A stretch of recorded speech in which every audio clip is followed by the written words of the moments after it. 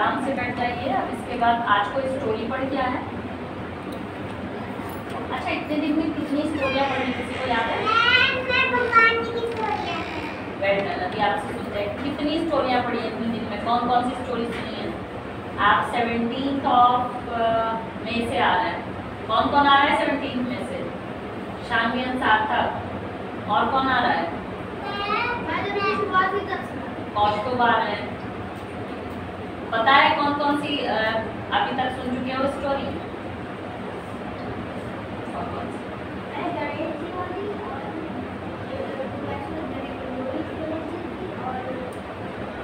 गणेश जी की तो अभी रिसेंट सुनी थी, इससे पहले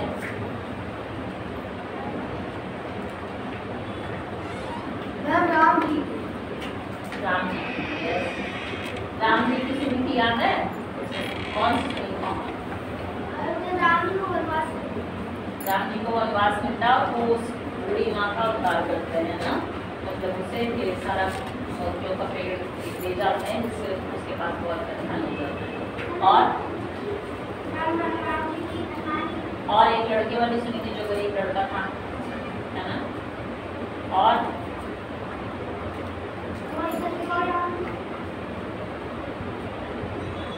बात करने के लिए बैठो।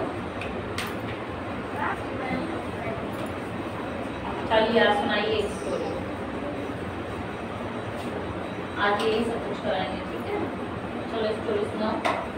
आज फ्रेश होके आए हो लग रहा है ना? नहाना कैंसिल है, नहा के आइएगा, ठीक है? चलिए सीरियस में जो स्टोरी आती है भगवान जी की, शानवी को आती है। स्टैंड अप शानवी, चलिए इधर सामने हो जाओ, वॉल की साइड। आप सबको सुनाओ, खड़े हो जाओ, सबकी तरफ फेस करके जोर से सुनाना सबको। कौन सी स्टोरी सुनाओ? जल्दी से सुना दो। राम जी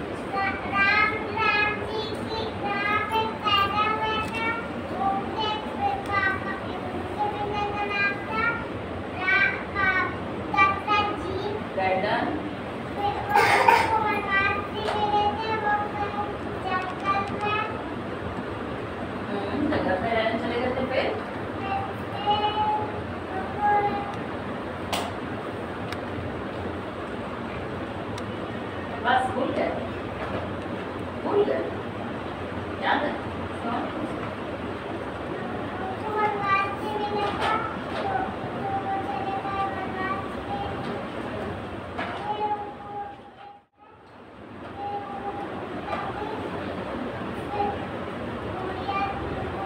याद है स्टोरी?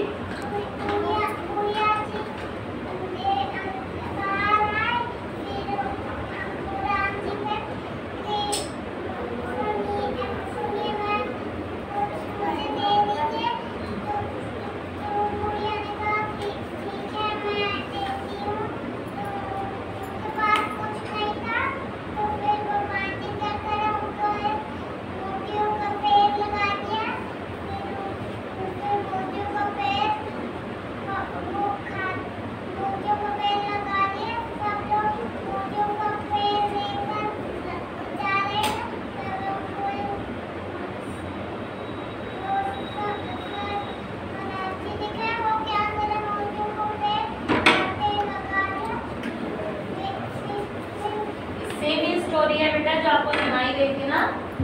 यस।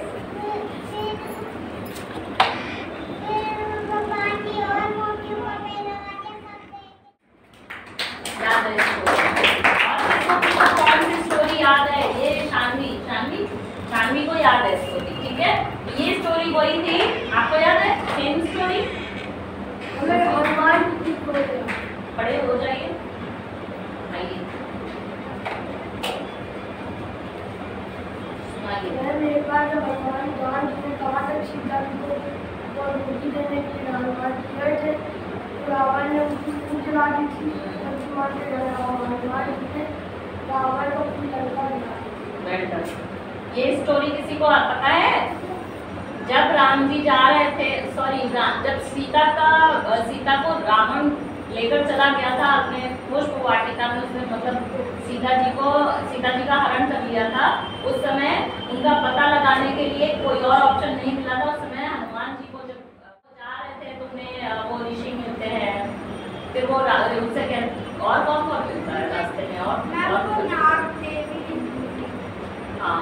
जो भी है रास्ते में, ठीक है, वो सारी कठिनाइयाँ पार करते हुए जाते हैं। और जब वहाँ पे पहुँचते हैं लंका में, तो लंका में सबसे पहले तो वो विभीषण से मिलते हैं। क्यों? क्योंकि जब वो राम धुन सुनते हैं तो उनके रूप में रावण से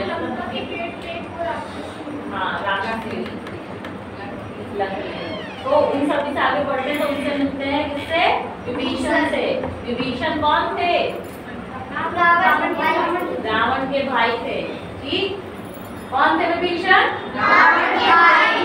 ठीक, तो रावण के भाई हो गया। नाते नहीं होते नाते कभी कभी रावण है तो वो वहां पर जाकर मिलते हैं। और किस वेश में मिलते हैं? साधु के वेश में हनुमान जी मिलते हैं। जब उनसे उनका पता पूछ लेते हैं, सारी चीजें सारी बातें जान लेते हैं कि मतलब लंका, रावण की लंका पे जहाँ पे राम का नाम लेना भी मतलब उनको सजा दी जाती थी, जिसको जो राम का नाम ले लेता था, है ना। तो उस जगह पे भी कोई राम का स्मरण भजन कर रहा है तो ये कैसे पॉसिबल है? तो ये सच्चाई जानने के लिए हनुमान जी साधु के वेश में उनसे मिलते हैं। मतलब भगवान का भजन कर रहे थे। तो उस समय राम विष्णु के अवतार ही तो है, ठीक है, उस समय भजन कर रहे थे, तब उनसे मिले थे। तो वो सच्चाई जानकर फिर उन्होंने अपना सच, जो हनुमान जी अपने असली रूप में विभीषण के सामने आए थे, ठीक है। उसके बाद वो जब वहाँ गए लंका में, मतलब पहले सीता का पता लगाया, सीता माँ से मिले, उनको मुद्रिका दी, मुद्रिका ना अंगूठी, ठीक है, वो दी, हाँ वही थी शर्त। और फिर सीता जी ने उसे दिया कि हाँ बता दो हम यहीं पर है ना। तो वो प्रूफ, जैसे आपसे कोई कहे आप यहाँ जाके क्या सीखते हो, तो प्रूफ कैसे दे पाओगे? जब आप उन्हें कुछ करके कुछ बता के दिखाओगे ना, तभी तो उसी तरह राम जी मिले, हनुमान जी मिले सीता से, ये कैसे प्रूफ होता?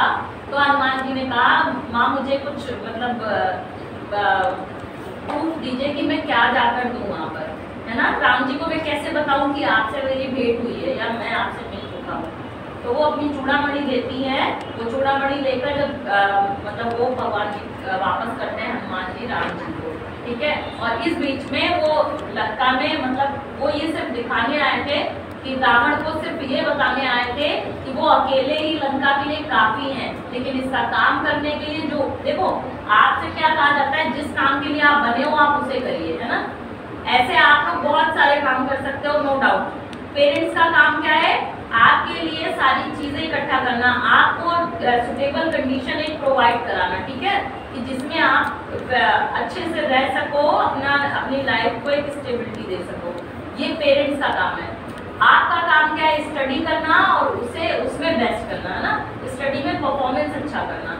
तो आप जिस काम के लिए बने हो आपको वही करना है। तो हनुमान जी चाहते तो अकेले ही लंका में, जब वो जला सकते हैं लंका को, तो वहाँ सब चीज वो खत्म करके आ सकते हैं और सीता माँ को लेकर भी आ सकते थे, है ना।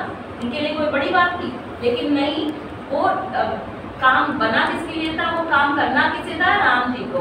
इसलिए सिर्फ एक जरिया भेजा गया था हनुमान जी को कि ये बता दो कि आप जो सोचकर बैठे हो कि आप रावण से कि आपका कुछ नहीं हो सकता है, तो ऐसा पॉसिबल नहीं है, ठीक है। मतलब राम की सेना का एक अकेला वानर हनुमान पूरी लंका पर अगर विजय चाहता तो वो प्राप्त कर सकता था। लेकिन ये युद्ध क्यों हुआ? क्योंकि वो राम को सिर्फ रावण के घमंड को तोड़ना था। रावण बहुत, देखो रावण सब अगर कहें तो प्रकांड पंडित कहते हैं, मतलब और दुनिया में ऐसा कोई पंडित नहीं हुआ। प्रकांड मतलब जिसके पास बहुत सारा ज्ञान हो, ठीक है। मतलब किसी भी पूजा को आपने देखा भी होगा, शंकर जी की वो इतनी पूजा करता था, शंकर जी प्रसन्न हो गए थे और उसे मतलब क्या था कि आप शिवलिंग ले जाकर अपनी लंका में स्थापित कर लो। तो भाई अब ये बताओ, अगर भगवान जी जाकर किसी राक्षस के घर में रहने लगे तो क्या वो उसकी पूजा करने लगेंगे? तो वो ताकतवर है ना। भगवान जी को क्या है, वो खुश हो जाते हैं थोड़े से दिन जैसे पूजा कर लो, ठीक है। अब खुश हो जाएंगे तो वो ताकत अगर उसको मिल जाएगी तो भाई जो इंसान है या जो भगवान मतलब देवी देवता है वो तो परेशान होंगे असुरों से, है ना। असुर अगर भगवान की इतनी पूजा कर ले रहा है और वो क्या होगा, राक्षस क्या होगा, इंसानों पर या भगवान देवी देवताओं पर हावी हो जाएंगे, है ना, ज़्यादा बलशाली हो जाएंगे। इसलिए आप ये इसके पीछे ये स्टोरी भी है, जब रावण को मतलब लंका में जाकर उनकी को स्थापित करेगा, लेकिन ऐसा संभव नहीं होता है। देवी देवताओं ने कुछ मतलब प्लान किया और प्लान करने के बाद वो शिवलिंग कहाँ पे है मुझे लोकेशन याद नहीं है, वो शिवलिंग लंका नहीं पहुँचता है, रास्ते में ही उसे मतलब भगवान ने ये कहा था, शिव जी ने ये कहा था कि मैं तुम्हें शिवलिंग दे तो रहा हूँ कि तुम वहाँ स्थापित कर सकते हो, लेकिन अगर कहीं रास्ते में रख लिया, जमीन से टच नहीं होना चाहिए, अगर टच हो गया तो ये वहीं स्थापित हो जाएगा। तो मतलब ओवरऑल ये था कि आप ले जा रहे हो तो जमीन पे ये टच ना हो जाए, लेकिन रास्ते में कुछ ऐसी सिचुएशन सारे प्लान से बनी कि वो वहाँ तक ले नहीं जा पाया था, रावण ले नहीं जा पाया था। ले जाता तो जाहिर सी बात है वो पूजा करता और ताकतवर बन जाता। तो फेवर उसी का हमेशा होता है जो पॉजिटिविटी के साथ, जो सच्चाई के साथ रहता है ना। रावण गलत था, इसलिए भगवान ने उसको वरदान दिया क्योंकि उसने पूजा की थी, लेकिन वो सफल नहीं हो पाया उसमें, है ना।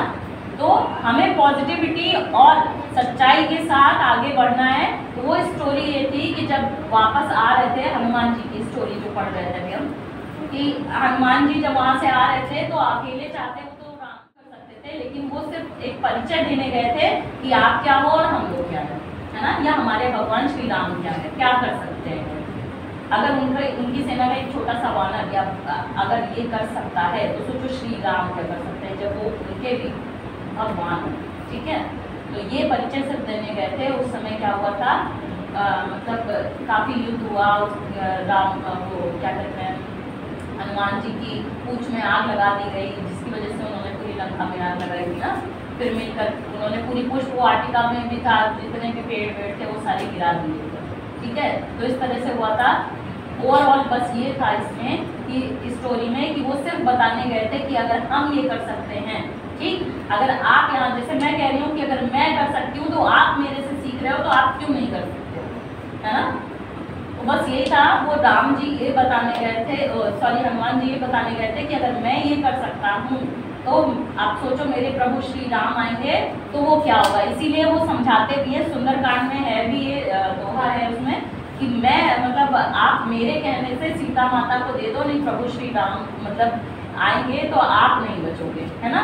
इस तरह से वो रावण को समझाते भी हैं। जब लंका में जाता है कि वहाँ की जो सेना बैठी थी रावण की लंका में, जो सेना बैठी हुई थी उसमें काफ़ी मतलब जो मंत्री बैठते हैं ना राजाओं के महलों में, देखा हो गई, तो वो हंसी उड़ा रहे थे, लोग हंस रहे थे। इसीलिए कहते हैं किसी में भी हंसना नहीं चाहिए, मतलब कोई किसी को कम या छोटा नहीं समझना चाहिए। हम में कुछ टैलेंट है, हम बहुत अच्छा पढ़ लेते हैं, कोई बहुत अच्छा गा लेता है ना, कोई बहुत अच्छा डांस कर लेता है। आप देखो आजकल छोटे छोटे बच्चे 5 से 6 साल के बच्चे जो आपको कोई नहीं जानता है, लेकिन वो पूरे वर्ल्ड फेमस हो रहे हैं, है ना।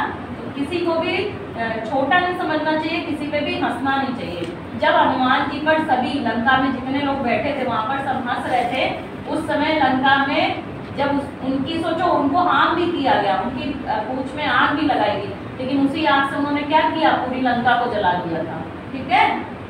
तो किसी को भी छोटा या बड़ा नहीं समझना चाहिए कि बहुत छोटा है तो कुछ नहीं कर सकता, ऐसे कुछ नहीं आता। हमें कुछ टैलेंट है, अगले में कोई और टैलेंट है ना। हो सके तो उसे इंकरेज करो, उसे मोटिवेट करो, लेकिन डीमोरलाइज किसी को नहीं करना है, ठीक। तो ये स्टोरी में आज मोटिव समझ में आया क्या था?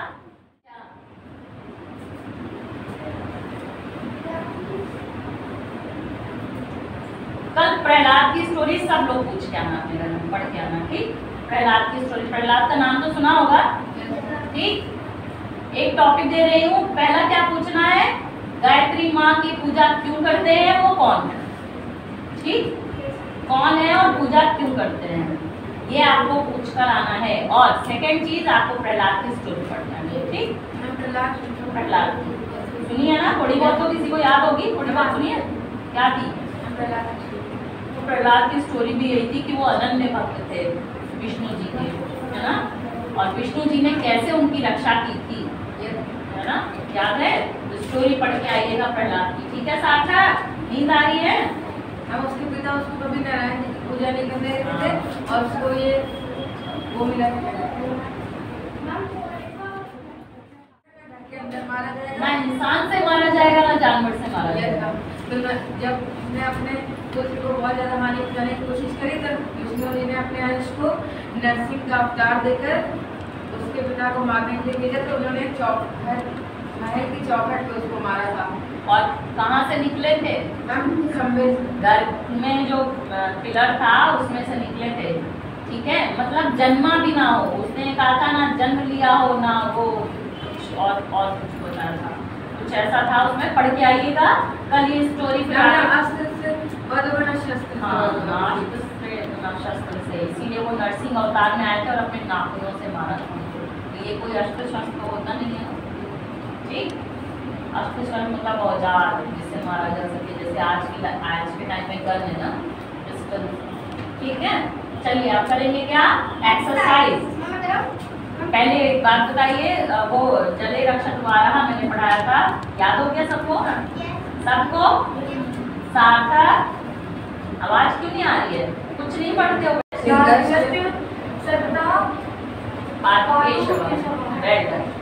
फिर से पढ़ेंगे 5 टाइम्स मेरे साथ। ये आपको कब सोना है इससे पहले देखो, आपको बहुत अच्छी नींद चाहिए, आपका माइंड अच्छे से वर्क करे, इसके लिए आपको क्या चाहिए, प्रॉपर नींद, है ना, ठीक है। डॉक्टर्स भी कहते हैं अगर नींद नहीं लोगे तो आपका दिमाग काम नहीं करेगा। लोग डिप्रेस हो जाते हैं ना जिनको नींद नहीं आती है ऐसा घर में कोई जिनको नींद बहुत कम आती है? नहीं है, होना भी नहीं चाहिए। अच्छे से प्रॉपर नींद लेनी चाहिए। तो आपको अच्छी नींद आए उसके लिए मंत्र है, ठीक है, श्लोक है, इसे पढ़िए। कौन सा मंत्र है? जले रक्षतु वाराः, स्थले रक्षतु वामनः, अटव्यां नारसिंहश्च, सर्वतः पातु केशवः। सोने से पहले अपने हाथ पैर मुंह धुलकर उसे सुखाकर उसके बाद आप जाइए बेड पर और प्रणाम करिए अपने भगवान जी को। जो भी आपका दिन बहुत अच्छा गया, आज का दिन आगे भी ऐसा ही जाए और हमें जो भी कुछ हमें मिला है आज का पूरा दिन इतना अच्छा। आप सभी को पता है हम कभी कभी बहुत सैड हो जाते हैं किसी रीजन से, है ना, कभी कभी बहुत खुश हो जाते हैं। तो वो खुशी या दुख या जो भी कुछ हमें मिला है हम उनसे बहुत बेटर है जिन्हें कुछ भी नहीं मिलता है ना, जिनके पास खाने के लिए खाना भी नहीं है। इवन कभी तो ऐसा होता है कि पीने के लिए पानी भी कोई नहीं देता है ना। बहुत लोग, हम सभी के घर के आसपास ही देखो बेटा, बहुत लोग मांगने वाले मिलते हैं। क्या सबको दिन भर पानी पिलाते हैं लोग? नहीं। तो बहुत ऐसे लोग हैं जिनको खाने के लिए खाना, पानी और इवन पहनने के लिए कपड़े भी उनके पास ठीक से नहीं रहते। ठंड में देखो आप कितने बच्चे ऐसे ही घूमते रहते हैं ना बिना स्वेटर के। जहाँ हम 3-3, 4-4 कपड़े से खुद को कवर कर रखें वहाँ उन बच्चों के पास कुछ भी नहीं होता है। तो उनसे हम बहुत बेटर हैं। तो उन सभी के लिए थैंक यू। और अब हमारा दिन इससे भी बेटर जाए, ठीक है। और हम सबसे बड़ी बात है हम किसी की हेल्प कर सके, हमें उस लायक बनना है जिससे हम किसी की हेल्प कर सके, ठीक। आपको इतना स्टेबल, देखो IAS बनना है, डॉक्टर बनना है, इंजीनियर बनना है, सब बनना है, लेकिन सबसे पहले एक अच्छा इंसान बनना है ना। आप अच्छे इंसान नहीं हो तो आपके पैसे की कोई वैल्यू नहीं है, ठीक। आपने रतन टाटा जी का एक वीडियो देखना, रतन टाटा ने वहाँ टाटा स्टील्स एंड कंपनी के नाम से है, रतन टाटा का एक वीडियो देखिएगा। उन्होंने क्या किया बेटा, सभी लोग देखो पैसा हर किसी की जरूरत है, लेकिन सिर्फ वो जरूरत होनी चाहिए, पैसा जरूरी नहीं हो जाना चाहिए, है ना, ठीक। तो पैसे कमाने हैं, बड़ा आदमी बनना है, लेकिन सबसे पहले हमें एक अच्छा इंसान बनना है, ठीक, ठीक है, प्रॉमिस। सबसे पहले एक अच्छा इंसान बनना है। इसीलिए आपको राम जी से इंस्पायर किया जा रहा है कि राम जी के जैसा कोई नहीं है। मतलब बहुत सारे भगवान हैं, लेकिन राम जी ने आपको जो सिखाया है कि लाइफ को कैसे जीना है, अगर उनकी एक बात आप फॉलो कर लो, सिर्फ एक बार, ठीक है, तब भी लाइफ में आप सक्सेस हो सकते हैं। उसको हम थोड़ा सा फॉलो करते हैं, है ना। आप बैठ के पूजा करो, ये करो, मैंने क्या कहा, आपको सिर्फ क्या करना है, 5 टाइम्स गायत्री मंत्र, ठीक, 5 टाइम्स यादेवी सर्वभूतेषु को पढ़ाया था मैंने विद्यारूपेण संस्था। ये क्या होता है, हम कंसंट्रेट, कभी भी जब हम इस तरह की कोई कंसंट्रेशन वाली चीजें या मंत्र वगैरह पढ़ते हैं तो हम कंसंट्रेट हो जाते हैं। जब कंसंट्रेट हो जाएंगे तो ऑब्वियसली हमारा माइंड अच्छा वर्क करेगा। तो लॉजिक को समझिए, ये नहीं कि आपको यहाँ पूजा सिखाई जा रही है ना, आपको आपकी लाइफ को कैसे जीना है वो सिखाया जा रहा है ना। लाइफ कैसे स्पेंड करें, सबकी लाइफ जाती है, ऐसे लोग घूमते रहते हैं, बहुत से लोग घूमते रहते हैं, लाइफ में कुछ नहीं कर पाते, बहुत कुछ करना चाहते हैं। तो एटलीस्ट आप कुछ अच्छी बातें सीखकर और अगर अपनी लाइफ को बेटर बना सकते हो तो क्या बुरा है ना, वो भी बिना पैसे खर्च किया। आप योगा करते हो तो आप फिट रहोगे, सबसे बड़ी बात, मेडिटेशन करते हो आप डिप्रेशन जैसी बीमारियों से बचोगे। आजकल डिप्रेशन के आसपास हो गए ना, है ना, तो उन बच्चों में डिप्रेशन बहुत देखा गया है। तो अगर हम उन सब से खुद को बचा सकते हैं, देखो दूर तो नहीं रख सकते ना, क्योंकि वो आसपास माहौल वैसा चल रहा है, ऐसा एटमॉस्फेयर ही हो गया है, लेकिन हम खुद को उससे बचा, जैसे कोविड मैंने बताया उस दिन कि कोविड था तो हमने क्या किया, हमने खुद को सेव किया ना, हमने मास्क लगाया, सैनिटाइजर यूज किया। तो ये भी आपकी लाइफ के लिए एक मास्क और सैनिटाइजर की तरह वर्क करता है, जो आप योगा कर लोगे, मेडिटेशन कर लोगे, ठीक, आपकी स्टडी प्रॉपर तरह से चले, आप डिप्रेस ना हो, आप बेस्ट तरीके से परफॉर्म कर सको, इसके लिए ये है। तो रेगुलर प्रैक्टिस करिए, थोड़ा सा मेडिटेशन करिए। म्यूजिक सबसे ज्यादा हील करता है आपके माइंड को, मैंने पहले भी बताया, जब एक्सरसाइज करिए उस टाइम आप गायत्री मंत्र चला दो, ठीक है। कहा गया है जब आप सूर्य नमस्कार अगर 5 टाइम्स गायत्री मंत्र के साथ आप योगा या मेडिटेशन कर लेते हैं तो आपका पूरा दिन बेस्ट जाता है, ठीक, ये साइंस ने माना है। आप देखो हम लोग इस चीजों को नहीं फॉलो कर पा रहे हैं, लेकिन फॉरेन वगैरह में ये रूल है, सुबह उठ के वो लोग मेडिटेशन करते हैं। आप देखा है कभी फॉरेनर्स, आप रिलीजियस प्लेस पे जाइए तो जरूर मिलेंगे आपको, रिलीजियस प्लेस जैसे जगन्नाथ चले जाइए, है ना, रिलीजियस प्लेस है वो, हरिद्वार चले जाइए, हरिद्वार में तो आपको बहुत सारे फॉरेनर्स देखने को मिल जाएंगे। क्यों? हम उन चीजों को फॉलो नहीं कर रहे, हमें घूमना है तो हम कहाँ जाते हैं, मनाली, गोवा, है ना, और वो घूमने कहाँ आते हैं, हरिद्वार, जगन्नाथपुरी, ठीक है, हिमालय, वृंदावन, केदारनाथ, बद्रीनाथ, वो लोग यहाँ घूमने आते हैं। अगर आप कभी जाना या कभी गए हो तो अगर ये चीजें ऑब्जर्व की हो या अपने से बड़ों से पूछना है, जो भी जाते हैं उनसे पूछना कि जब ऐसी रिलीजियस प्लेस पे जाते हैं वहाँ को कितने फॉरेनर्स मिलते हैं, है ना। मैं ये नहीं कह रही हूँ कि फॉरेनर्स और जगह नहीं जाते हैं, यहाँ अपना रूही गेट है, फेमस है ना, इमामबाड़ा हो गया, ये सब भी घूमने आते हैं, लेकिन रिलीजियस प्लेस पे आपको ज़्यादा से ज़्यादा फॉरेनर देखने को मिलते हैं। वो चीज़ें सीख रहे हैं जो हम मतलब हमें गिफ्ट मिली थी गॉड से, तो वो उन चीज़ों को फॉलो कर रहे हैं, ऑब्जर्व कर रहे हैं, और हम क्या है, हम अपनी आदतों को छोड़ते जा रहे हैं ना। गुड हैबिट्स है तभी तो दूसरा कोई फॉलो कर रहा है, और हम उसे छोड़ते जा रहे हैं, तो गलती किसकी, हमारी, ऑब्वियसली हमारी, है ना। तो हमें उसे फॉलो करना है, नहीं बहुत ज्यादा तो थोड़ा थोड़ा, ठीक। आप बच्चे हो, मैंने देखा था वहाँ पे जितनी भी कल्चर की चीजें होती हैं वो सब अभी भी वहाँ पे वो लोग अपने कल्चर के हिसाब से चल रहे हैं, ऑफ कोर्स चलते हैं, और लोग होटल वगैरह में भी जितने भी जूते चप्पल होते हैं वो बाहर ही निकलवाते हैं। गुरुद्वारे में भी आप देखो, हम हिंदुओं में स्लीपर्स, कुछ लोग तो ऐसे होते हैं बेटा पॉलिथीन में रख के अंदर ले जाते हैं ना, है ना, हिंदुओं में, मतलब हिंदुओं में क्या, मंदिर में लोग जाते हैं तो पीछे से स्लीपर्स गायब हो जाती है, तो ये क्या कुछ गंदी आदतें हैं लोगों की। तो बस वही है कि हमें ना आए वो सारी बैड हैबिट्स, हमें सुधारना है खुद को। गुरुद्वारे में क्या होता है, स्लीपर एकदम बाहर, और वही सेफ्टी से रखी रहती है। देखो हमें शर्म आती है, लेकिन गुरुद्वारे में एक पर्सन बैठा रहता है, वो सबकी स्लीपर्स उठा के, क्या वो जो स्टैंड्स लगे होते हैं उस पर रखता है ना, हमें करने में अच्छा लगेगा क्या, हम वहाँ पे बैठे, लेकिन वो सिर्फ वहाँ पे किस लिए बैठा है, सेवा करने।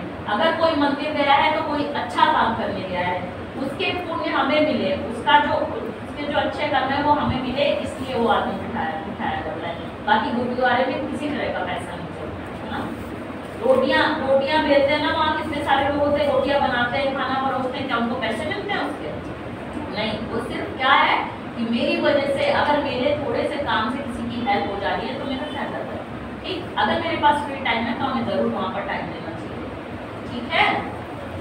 तो ये सारी चीजें अच्छी हैं, ये सीखिए, ऑब्जर्व करिए और फॉलो करिए, सबसे बड़ी बात, ठीक।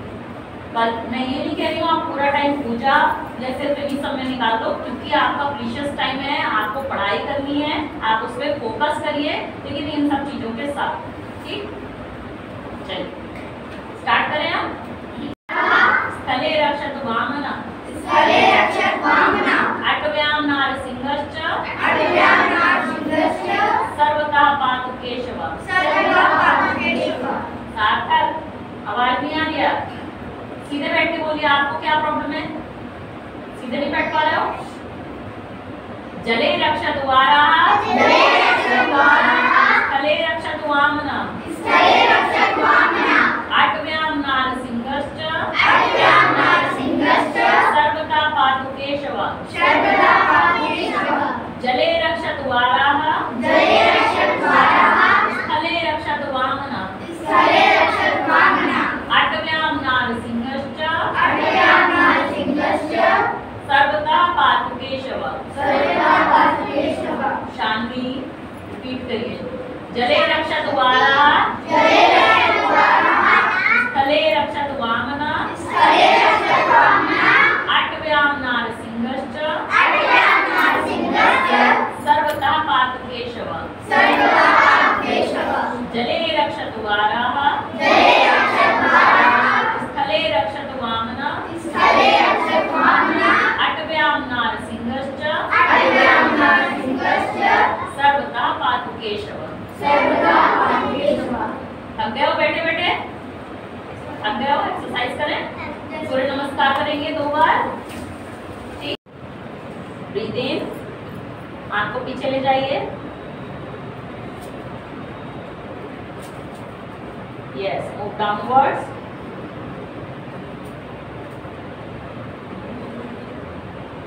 सबके पैर सीधे रहेंगे बेटा, नहीं टच हो रहा है, नो प्रॉब्लम। हाथ टच नहीं हो रहा है, कोई प्रॉब्लम नहीं है, बस हाथ पैर सीधे रहेंगे सभी के। कोशिश करिएगा, धीरे धीरे एक दिन टच हो जाएगा। Well done shawl, well done. थोड़ा और सीधा रख लो, सार्थक पैरों को सीधा रखिए, सीधा रखो, टच मत करो, आप सीधा रखो, पैरों को सीधा रखना। सार्थक पैरों को सीधा रखिए। यस, आकाश पैरों को सीधा रखिए। Shanvi, amazing, well done all of you. Right leg पीछे और ऊपर देखिए, सभी लोग ऊपर देखिए। नीज को टच करा दीजिए, जो पैर पीछे ले गया उसकी नीज। यस बेटा, आप सीखा करो, सब लोग ऊपर देखिए, सब लोग ऊपर देखिए। सार्थक पैरों को पीछे ले जाओ थोड़ा।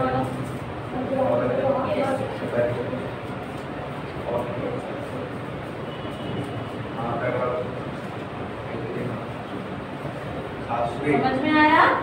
श्योर श्योर बेटा, ये वाला पैर सही है और गुड, अमेजिंग। हाथों को ऐसे रखो, वेरी गुड, वेरी गुड। सब लोग ऊपर देखिए एक बार, एक साथ सब लोग ऊपर की तरफ देखेंगे। यस, अब पीछे दूसरा पैर भी पीछे ले जाइए और यू बना। यस, और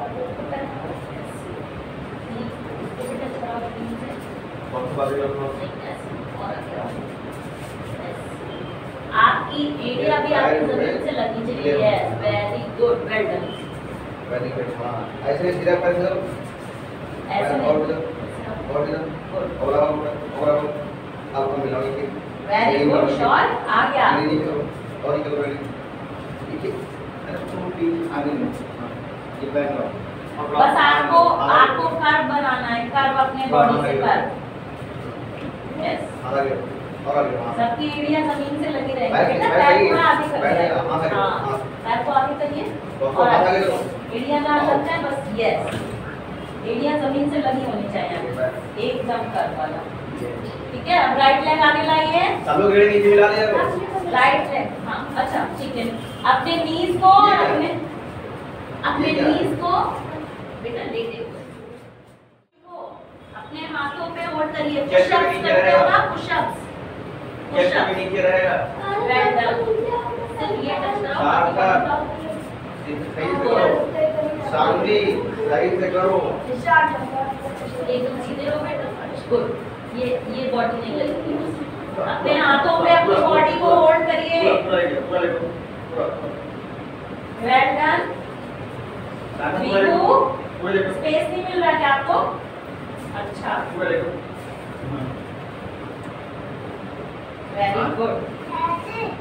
ऐसे इसको टच करो, ये नहीं टच होगा। ओके, राइट लेग पे कोबरे वाली पोजीशन में आइए, कोबरा वाली पोजीशन। लेट जाओ जमीन में, लेट जाओ।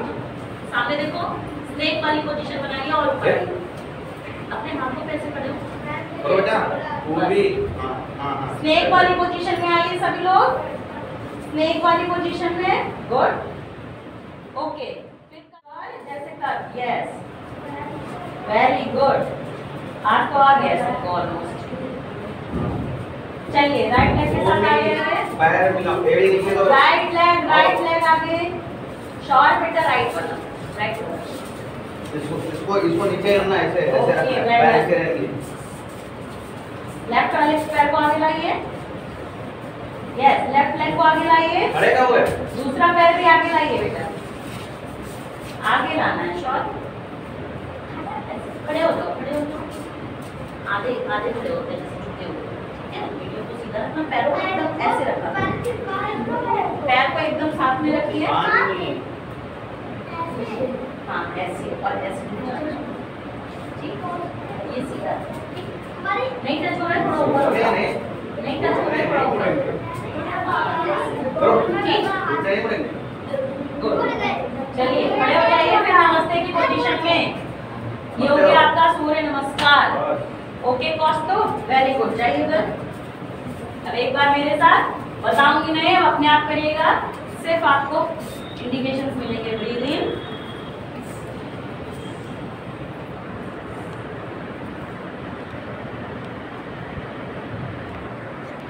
Turn downward. नीज सबकी सीधी रहेंगी, नीज सबकी सीधी रहेंगी और हाथों से टच करिए।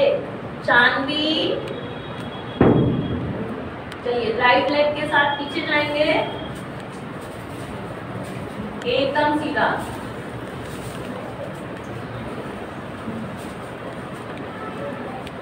एकदम सीधा। देखो मेरा पैर एकदम सीधा रहता है, एकदम जमीन से लगाओ। पैर थोड़ा इधर करो बेटा, ठीक है, हो गया, सबका हो रहा है।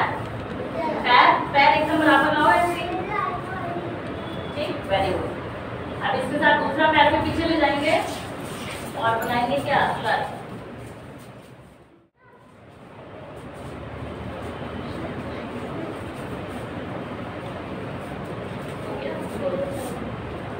नेक्स्ट, अपनी नीज और अपना हेड पुश अप वाली पोजीशन टच कराएंगे। ओनली नीज और आपका हेड, वो भी फोरहेड लगेगा, सिर्फ पूरा सो नहीं जाओगे, ठीक। गुड, कोबरा वाली पोजीशन में आइए, यस, वेल डन। चलिए कर्व बनाइए, फिर से सर, राइट लेग के साथ आगे आइए, पूरा बराबर में, अपने हाथ के बराबर में, जहाँ आपका हाथ रहेगा उसी के जस्ट बीच में आपका पैर रहेगा, और ये नीज से एकदम सीधा हो जाएगा, ठीक है। चलिए लेफ्ट लेग के साथ आगे आएंगे,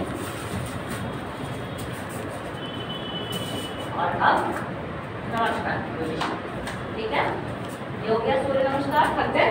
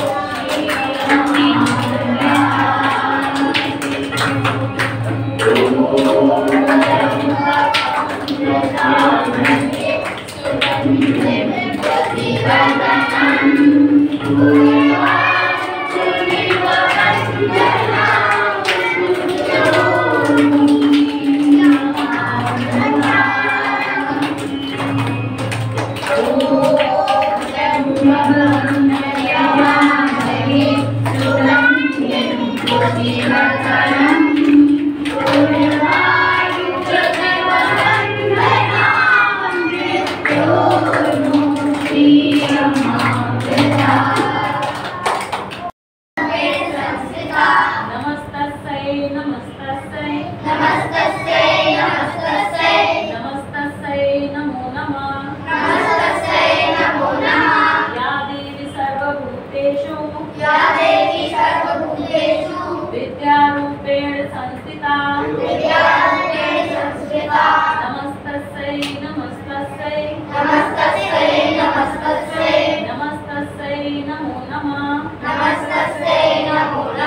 या देवी सर्वभूतेषु विद्यारूपेण संस्थिता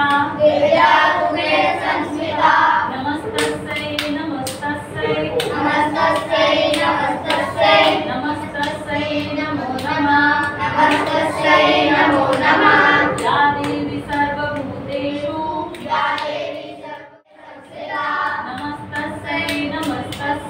नमस्तस्यै नमस्तस्यै नमस्तस्यै नमो नमः